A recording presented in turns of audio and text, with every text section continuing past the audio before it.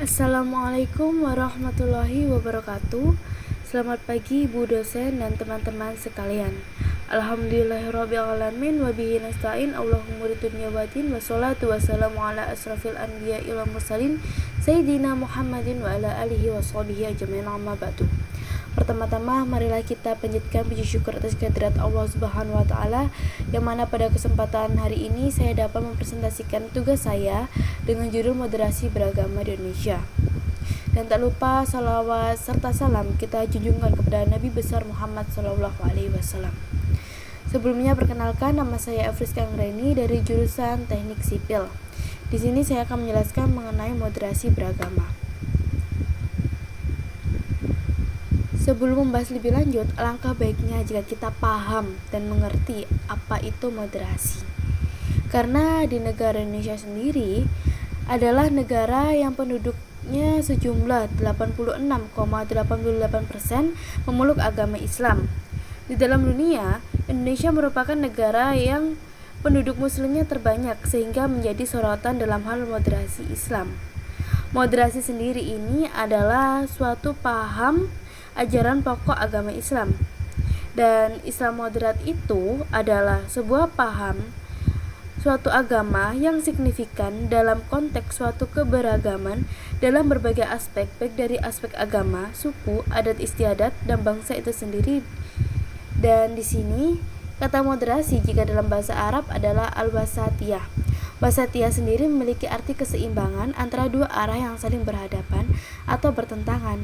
Secara lebih rinci, wasatiyah ini adalah suatu ajaran Islam yang membimbing seluruh umatnya agar adil, setimbang, dan alamiah, atau bisa disebut dengan kata moderat dalam semua sisi kehidupan manusia. Maka dari itu pemahaman moderasi beragama haruslah dipahami secara kontekstual, yang mana artinya bahwa suatu moderasi yang berada di Indonesia bukan hanya Indonesia moderat, melainkan tata cara pemahaman dalam keberagama yang harus moderat. Hal ini dikarenakan negara Indonesia memiliki banyak sekali budaya dan adat istiadat.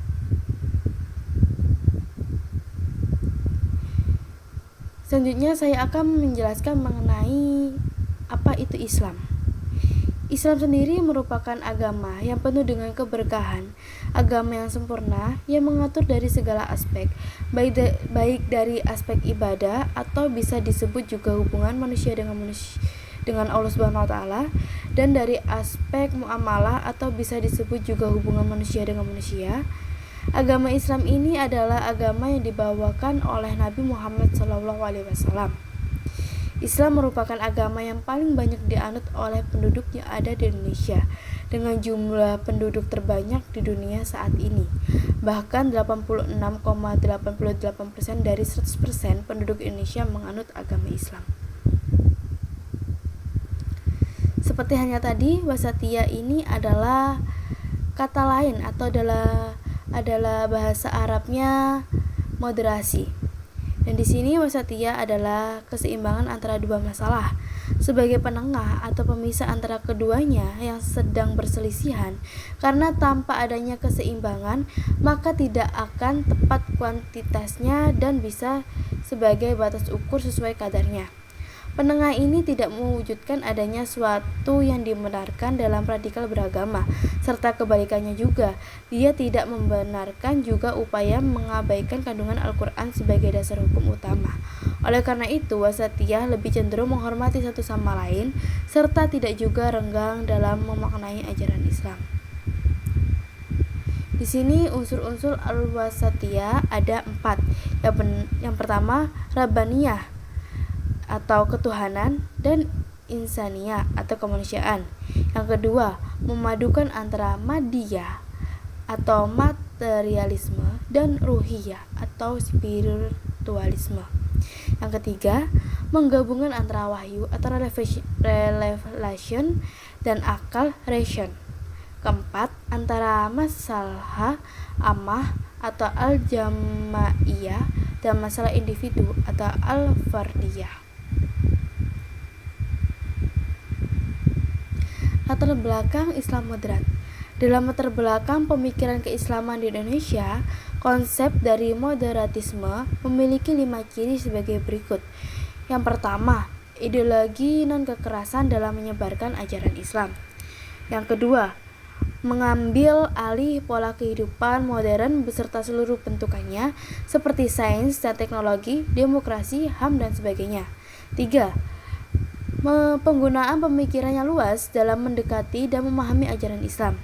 Yang keempat, menggunakan pendekatan konseptual dalam memahami sumber-sumber ajaran Islam.